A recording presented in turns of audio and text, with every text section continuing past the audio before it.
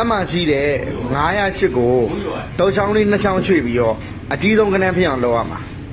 မှန်ရင်9000ရမယ်မှားရင်1000ရမယ်အကြီးဆုံးတိုက်တော့ကြီးအောင်လုပ်လို့ရတယ်ဒါပေမဲ့2ချောင်းပဲချွေရမှာစောက်ရရင်တော့မယ်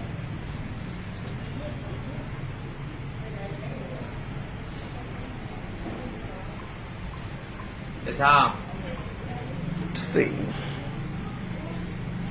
တရားမှန်ဆွေးရတယ်နော်မှန်ရင်9000ရမယ်ဘာလို့ရှိရနော်အာကျတယ်လို့ဆွေး2ချောင်းပဲချွေရမှာနှစ်ချောင်း 2ချောင်း ပါသေး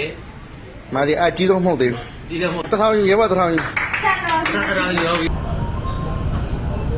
908ကိုကြည်စုကနန်းဖြစ်အောင်ရွှေ့ရမယ်ဆိုတော့နှစ်ချောင်းပဲရွှေ့ရမယ်တဲ့နောက်ဆိုရင်တော့ဘယ်လိုရွှေ့ရမယ်ဆိုတော့ဒီမှာအခုကျရင်ကိုဒီကညကိုလည်းဒီထားလိုက်ကိုမှားလားโอเคကိုအချစ်စုကနန်းဖြစ်မယ်ထင်တာပဲ